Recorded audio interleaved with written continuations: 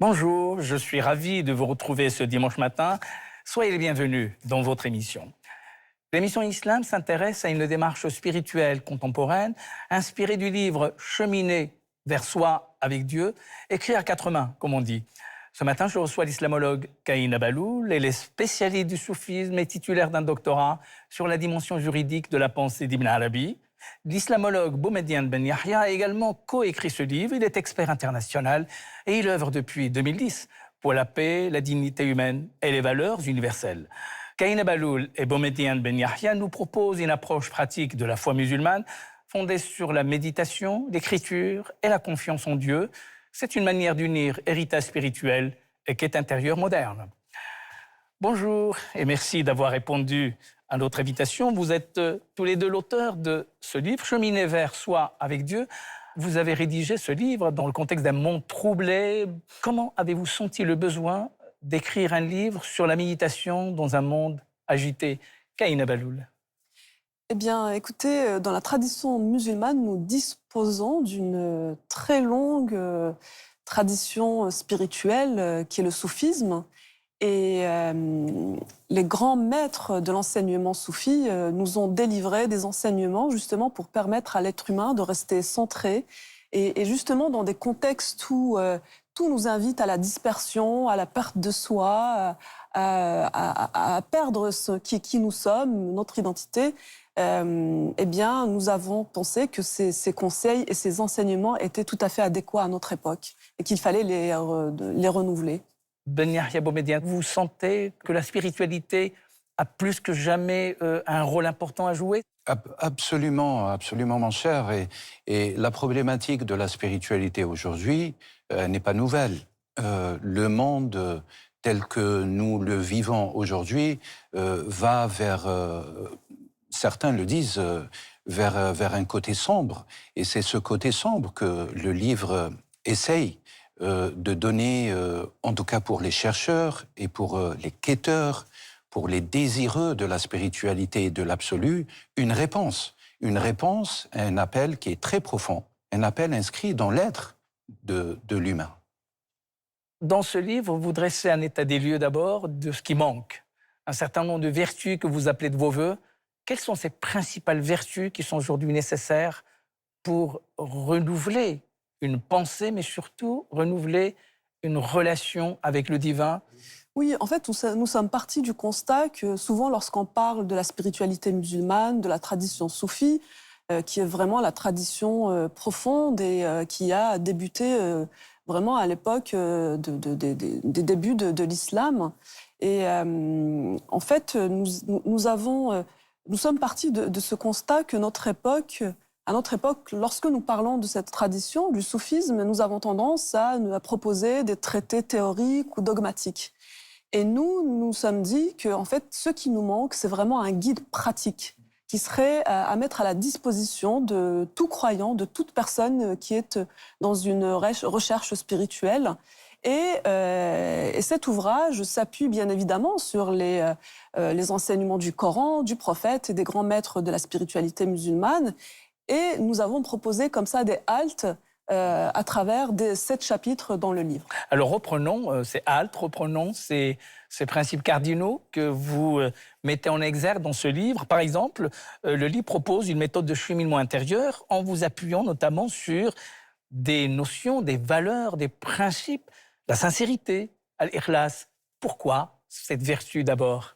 Cette vertu, elle est cardinale, elle est foncière, elle est l'épicentre en réalité de la vie spirituelle dans toutes les traditions, au-delà de l'exemple donné ici de la tradition musulmane. Elle est cardinale parce qu'elle relie en réalité l'être profond avec l'être suprême. Et al-ikhlas, cette notion de la sincérité, mais également dans la tradition langagière arabe, liée à la notion de la purification, de la pureté, quelque part de la transcendance. En réalité, elle est à la fois le début et la finalité suprême de tout cheminant. C'est pour cela qu'elle se positionne au début de l'ouvrage et elle marque la première halte. L'autre principe, Kaïna Baloul, al-hudur, la présence. Quel sens donnez-vous à cette vertu? Eh bien, al-hudur, c'est aussi pousser le croyant, le fidèle, à prendre conscience de l'importance de se recentrer, de revenir à soi, de rentrer en soi. Parce que souvent aussi, nous sommes dans une approche très extérieure de la religion. Très souvent, c'est ce que nous voyons aujourd'hui dans l'expérience religieuse musulmane. Les gens s'attachent à des normes qui dictent le licite et l'illicite.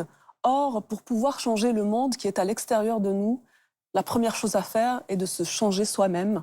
Donc, il est important d'être présent à soi et en soi. En quoi ce changement, d'abord de soi-même pour aller vers l'autre, vers le Seigneur, passerait par la vigilance, c'est-à-dire al-muraqaba?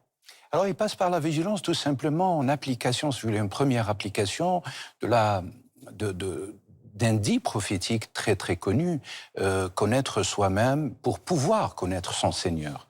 En réalité, le secret du cheminement vers le Seigneur, le secret se déploie par la connaissance, par l'effort sur soi, par cette vigilance quelque part. Et cette vigilance, elle marque, c'est une demeure spirituelle qui est attestée chez tous les grands maîtres et savants musulmans. C'est-à-dire, on peut la retrouver dans l'œuvre de Al-Ghazali, on peut la trouver dans l'œuvre d'Ibn Arabi, mais on trouve aussi dans les œuvres, si vous voulez, de l'Orient et de l'Occident.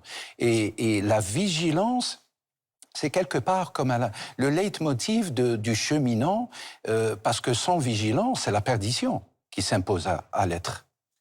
Vous avez aussi la question de la confiance, at-tawakkul. Qu'est-ce que cela signifie dans ce contexte?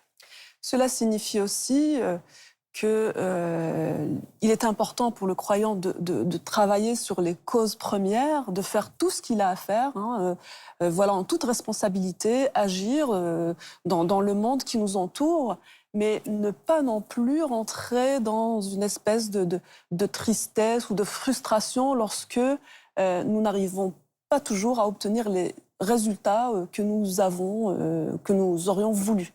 Et finalement, at-tawakkul est rester dans la confiance avec Dieu parce que Dieu sait mieux que nous ce qui est bon pour nous. Il y a aussi cette dimension cardinale qui est une des vertus les plus, je dirais, les plus connues dans la tradition soufie, c'est shukr, c'est-à-dire rendre hommage et la gratitude. Cette vertu-là, pour vous, représente-t-elle, je dirais, la mère de toutes les vertus? Alors, elle est transdisciplinaire, si vous me permettez le terme technique, mais c'est une vertu transversale. Mais toutes les vertus, vous le verrez dans cet ouvrage, et dans la tradition spirituelle de l'islam, sont transversales. Bien évidemment, la sincérité démontre et reflète un épicentre autour duquel toutes les autres gravitent. Mais la question de la gratitude, elle est foncière dans le cheminement, parce que la gratitude, c'est tout simplement la reconnaissance de l'être microcosmique, l'être petit, l'être humain dans ce monde vaste, par rapport à l'être suprême, l'être qui englobe toute chose et qui permet à toute chose son existence et sa valeur. On ne va pas toutes les citer parce que votre guide est traversé de bout en bout par cette volonté de vouloir inculquer aux musulmans d'abord ces vertus, mais je ne peux pas renoncer au plaisir de parler de cette vertu qui est le souffle, qui est nafas, qui prend une dimension particulière dans la tradition soufie. Laquelle? Exactement, un nafas. Et c'est vraiment une notion, une halte, qui est très très importante dans les enseignements soufis. Et il n'y a qu'à voir que lorsque le bébé, l'être humain, vient au monde, la première chose qu'il fait, eh bien, c'est qu'il est obligé de faire finalement. C'est un passage obligé pour venir à la vie, c'est de respirer. Alors, ça se fait dans la douleur au départ, mais après, c'est la vie. C'est l'expire et l'inspire, c'est vraiment le mouvement de la vie. Et donc, et puis les grands maîtres spirituels comme Ibn Arabi, il relie aussi toute la création. Il dit que toute la création est un expire de Dieu. Et ce souffle, évidemment, il est aussi une source de la méditation. Respirer, c'est la vie, mais la vie, c'est aussi méditer, n'est-ce pas? Absolument, méditer. Et puis le souffle, quand même, envisage deux dimensions. Une dimension de contraction, de toute manière, à l'image de l'enfant que vous venez de citer, mais une dimension au moment de sa naissance, mais une dimension aussi de dilatation. Et c'est ce mouvement, en réalité, NFS représente le secret de la vie et de la mort. Qui n'est rien d'autre, une des 4 morts qu'Ibn Arabi, d'ailleurs, pour le reciter à nouveau, qu'Ibn Arabi statue et envisage dans son œuvre colossale Les Illuminations de la Mecque, pour pouvoir démontrer que cet être doit être transformé sur Terre. Ce n'est pas un être figé, c'est un être à mouvement, fondé sur le mouvement, sur cette dilatation et sur cette contraction. Et c'est ces deux qui composent, quelque part, le secret divin dans l'être humain. Comme vous le rappelez dans le livre, ce livre est d'abord un guide qui permet de donner aux croyants, de donner à celui qui vient justement à cette forme et à cette voie, la possibilité d'abord de rectifier ce qu'il a de mauvais chez lui, c'est-à-dire cet effort constant sur soi-même. Oui, bien évidemment, avant de vouloir changer le reste. Et si chacun d'entre nous, finalement, prenait conscience qu'il faut d'abord faire un travail sur soi-même, nous n'aurions pas cette obligation ou le besoin d'instaurer des règles pour corriger tel ou tel comportement de l'autre qui dépasse les règles de la bienséance et du vivre en communauté. Donc si chacun prenait la responsabilité de travailler sur soi, de se changer soi-même et de s'élever soi-même, eh bien, les choses iraient beaucoup mieux dans notre monde. Mais c'est un effort colossal. Alors, est-ce qu'il y a pour vous des moyens, des méthodes d'approche pour inviter les gens, d'abord, et puis les croyants, à revenir vers eux-mêmes? Comme je dis, c'est une contrainte par laquelle il faut commencer. Absolument, absolument. L'ouvrage propose, c'est un guide pratique, vous l'avez rappelé, et il propose quand même des exercices quotidiens, hebdomadaires, pour ne pas dire mensuels et annuels, qui s'appuient sur une technique extrêmement simple, tenir un carnet d'intention quotidien. C'est inscrire son intention, travailler sur son intention, la comparer, dans son début, dans son commencement et dans la finalité, quelque part, qu'on envisage à atteindre. La finalité n'est rien d'autre, entre guillemets, que la paix de l'âme. Atteindre cette paix de l'âme. Comment y parvenir? On y parvient par des exercices de méditation et de souffle, etc. Il y a aussi un autre point qui me semble très important à citer, c'est le fait de contrôler ces al-khawatir. En arabe, on parle de al-khawatir. Ce sont ces pensées adventices. Et des fois, on se laisse submerger par tout un tas de pensées qui peuvent nous amener vers des états qui ne sont pas très positifs. Et alors, nous proposons justement le dhikr. Le dhikr, de toute façon, dans la tradition soufie, est fait justement pour nous ramener vers soi, et puis vers le travail sur soi, le travail sur ses pensées, sur ses khawatir, comme par exemple le dhikr des noms de Dieu, à travers les noms de Dieu, donc par exemple Ar-Rahman, Ar-Rahim, Ash-Shakur, Ar-Razzaq, etc., etc. Lorsque nous voulons travailler une dimension de soi, eh bien nous remémorons, nous rappelons ces noms divins. Alors, évidemment, évoquer toutes ces vertus salutaires qui ramènent l'homme en fait à sa dimension personnelle, intérieure, est un travail considérable. Vous proposez presque un journal de bord. Dites-nous concrètement comment vous conseillez, qu'est-ce que vous avez à nous dire, qu'est-ce que vous nous conseillez de faire? Absolument, c'est de prendre ce journal de bord comme une feuille de route pratique de tous les jours, prendre 10 minutes par jour à titre d'exemple, alors qui exige quand même la réunion de quelques éléments, de l'orientation du cœur, qui est quelque chose, c'est un travail dur, et vous venez de le citer, ce n'est pas donné à tout le monde. Cet effort commence à l'intérieur, orienter son cœur vers quoi? Vers l'absolu, l'absolu qui n'est rien d'autre, je viens de le citer, qui est la paix de l'âme. Cette quiétude qui s'installe et qui fait de nous qu'on devient meilleur pour nous-mêmes, meilleur pour les autres. Durant ces 10 minutes, alors non seulement on oriente notre cœur, mais en même temps on utilise un dhikr. Alors le dhikr qui signifie à la fois le rappel, l'admonition, mais également la présence. C'est de rentrer dans la présence de l'absolu. C'est cela qui est ce qui est demandé, qui est exigé, mais qui est à la fois extrêmement exigeant, mais accessible à tout le monde. Oui, et surtout, j'ai envie de dire, alors au départ, ça peut sembler difficile parce que ça ne fait pas partie de nos habitudes, de notre nature, de contrôler, de se contrôler ainsi.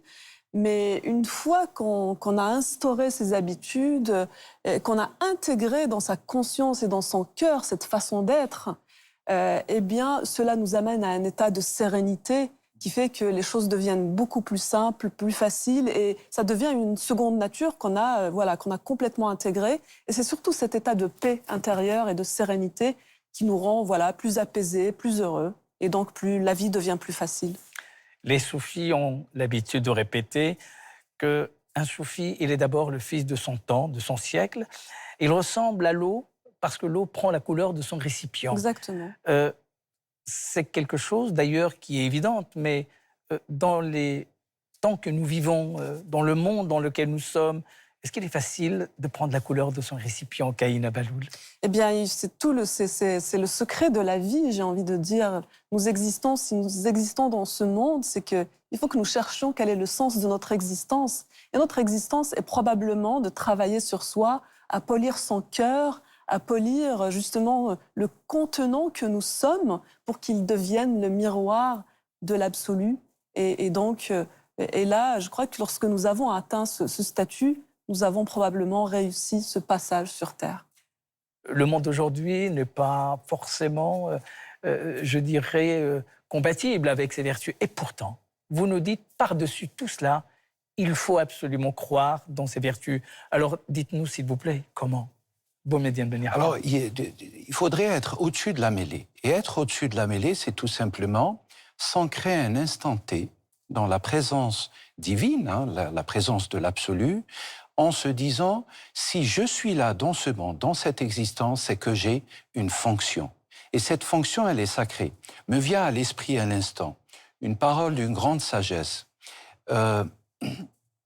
Les éléments de la Terre ou l'existanciation dans cette Terre, tout ce qui nous anime, tout ce qui nous entoure, en réalité, il n'y a point de profane dans ce monde.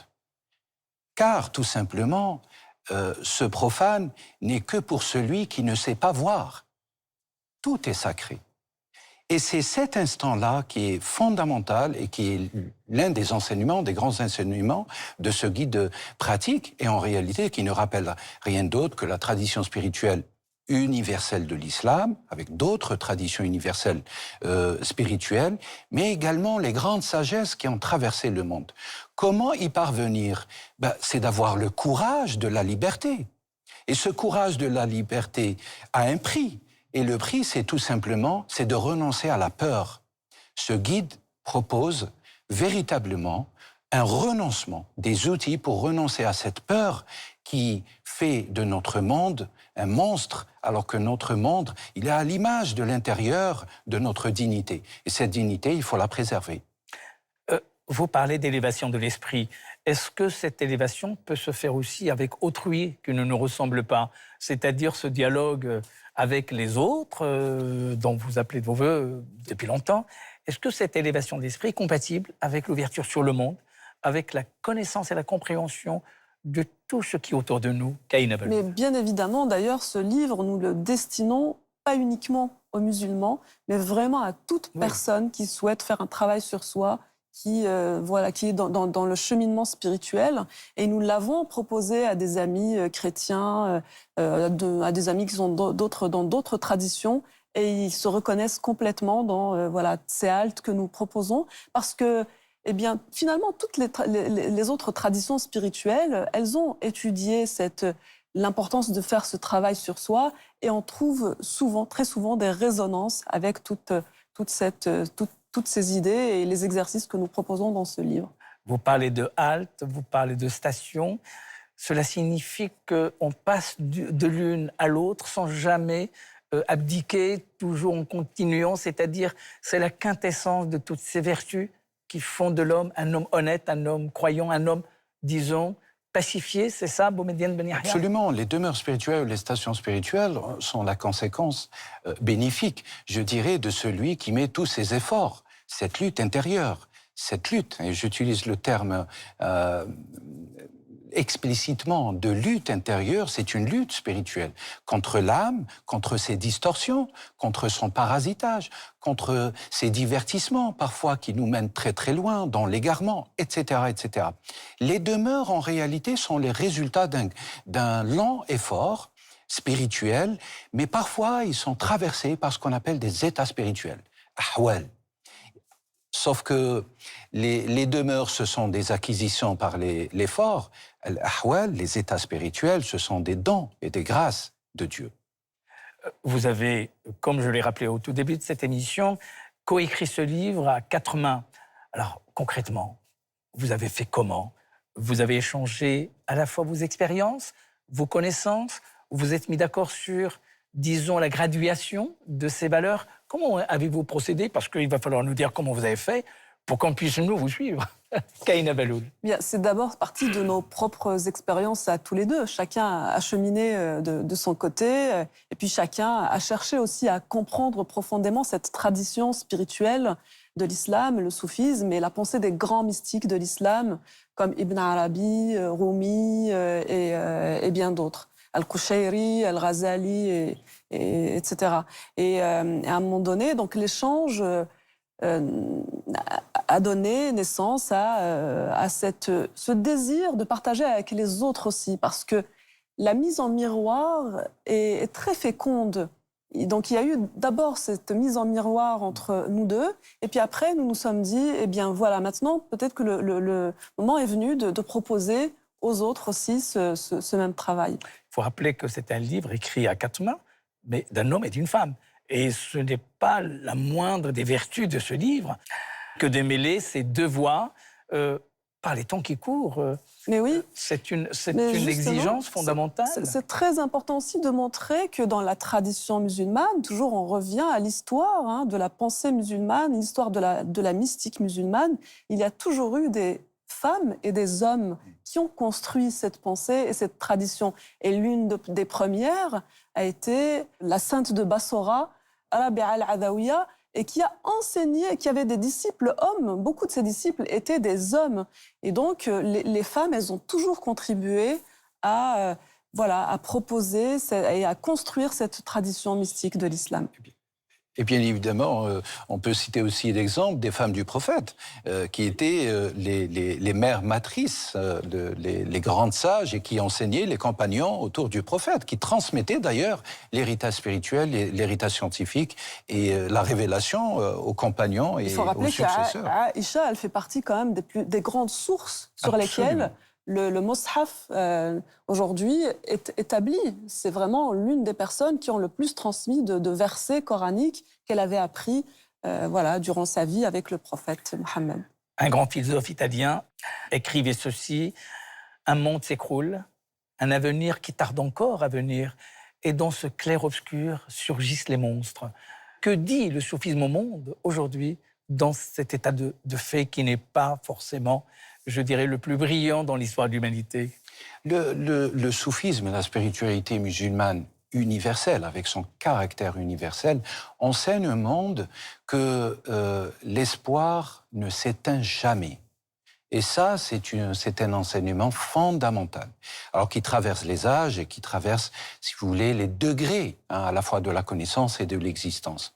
Le soufisme enseigne que l'être humain a une sacralité. Cette sacralité se traduit entre nous dans le droit international à titre d'exemple par ce qu'on appelle le droit à la dignité, tout simplement. Et c'est cette dignité que le soufisme n'a jamais cessé depuis le premier maître du soufisme, qui n'est rien d'autre que le prophète lui-même, alayhi salatu wassalam, qui est le maître suprême, en tout cas dans l'optique islamique. Le soufisme a toujours enseigné, transmis cette sacralité de la dignité de l'être humain, de sa préservation et de sa mise en servitude vis-à-vis de soi-même et des autres. Protéger la dignité, c'est protéger la dignité des autres. On est des miroirs dans ce monde. Oui, mais surtout, il y a aussi un élément fondamental qu'il faut rappeler, c'est que dans la pensée soufie, qui se base sur le Coran, bien évidemment, l'être humain est qualifié de Khalifatallah fil ard. Il est le successeur, le lieutenant de Dieu sur terre. Et à cet égard, il a une grande, très très grande responsabilité. Mais pour pouvoir porter cette responsabilité et endosser ses devoirs, l'être humain dispose de ressources, d'énormément de ressources également. Et c'est pour ça que dans un monde troublé, tourmenté, l'être humain, je crois que le premier réflexe que devrait avoir l'être humain, ce successeur de Dieu sur terre, c'est de revenir à ses ressources qu'il a en lui-même pour pouvoir se changer lui-même et changer le monde. Merci infiniment. Avant de conclure, prenons un instant pour votre rendez-vous habituel avec le Coran, suivi d'un conte de Fanta Dramé dans Esprit et Lumière. Mon rapport au Coran commence très jeune, dans une famille musulmane, avec des parents qui aiment la religion et donc qui transmettent également déjà cet amour de la religion, donc cet amour du Coran, la parole divine. Et c'est extrêmement... alors, quand on est petit, on ne comprend pas forcément au départ. Mais voilà, il y a des petits mots, il y a des petites histoires. Ce qui nous touche quand on est petit, c'est vraiment les histoires. L'histoire des prophètes, l'histoire du prophète Youssouf, qui est magnifique. L'histoire d'Abraham, l'histoire de Moïse. Et donc on découvre en fait ces histoires-là et on rentre en fait en lien avec le Coran, avec cette narration coranique qui fait que émotionnellement il se passe quelque chose au niveau du cœur quand on est petit. Après, plus on grandit, plus voilà, on se pose des questions. L'adolescence, on commence à se poser des questions, on commence à assister à nos premières conférences, des universitaires, des conférenciers qui citent le Coran, et donc nous, on essaie de se positionner. Ils nous donnent des clés de compréhension, puis après, on grandit, puis après, on étudie, et quand on étudie, on a un rapport encore plus intime. Et parfois, on se rend compte qu'on n'est pas toujours à la hauteur de cette parole, de la parole divine, mais elle est là, elle nous accompagne. Et à chaque fois, quand on doit à un moment donné faire une introspection, il y a toujours la parole divine qui est avec nous. Elle est là, on essaye de l'incarner tant bien que mal, même si c'est très difficile, mais elle est là, elle nous oriente, elle nous préserve, elle nous inspire, et tout au long de la vie, c'est des aspects de cette parole-là qui nous inspirent un peu plus qu'à un autre moment. Une graine tombée d'un grenadier discuta avec la terre. « Enterre-moi, dit-elle, mais pas trop. Je veux respirer. Arrose-moi, mais sans excès. Je déteste l'humidité. Donne-moi du soleil, mais sache qu'à l'ombre, je bronze mieux. » Par essence, la terre est patiente. Alors elle se contenta de sourire. Puis un enfant vint jouer à cet endroit. Il enfonça la graine du bout du doigt et oublia. Le temps passa, il plut, il fit chaud, puis froid. La graine gémit, gonfla, craqua, perdit son manteau. « On m'arrache, protesta-t-elle. Pourtant, une pointe verte insista et troua le monde. L'hiver la mordit, l'été la tenta, le vent la gifla. Elle tenait bon. À l'automne, des fourmis roublardes emportèrent une fleur tombée. Elles semèrent sans le vouloir. Les ans passèrent, le grenadier offrit des fruits si rouges que les enfants, bouche pleine, en riaient aux éclats. Alors l'arbre se souvint de sa manie de tout négocier. Qui marchande avec l'épreuve, marchande sa récolte. Et qui l'embrasse, récolte sans compter, pensa-t-il. Il remercia la terre de n'avoir cédé à aucun de ses caprices. Placer sa confiance en Allah, ce n'est pas de la passivité. C'est l'art d'ouvrir la main quand la peur la ferme. Et son compagnon, la persévérance, tient la paume ouverte jusqu'à ce qu'elle remplisse sa mission. Merci Kaïna Baloul, merci Boumediene Ben Yahia de nous avoir accompagnés ce matin. Je rappelle votre livre « Cheminer vers soi avec Dieu, guide pratique de spiritualité musulmane ». Merci de nous avoir suivis. On se retrouvera dimanche prochain pour un nouveau numéro de l'émission Islam. D'ici là, prenez soin de vous et des autres. La matinée, les chemins de la foi se poursuivent. Vous pouvez consulter nos programmes sur la plateforme France.tv. Je vous souhaite une très belle semaine sur France Télévisions. Au revoir.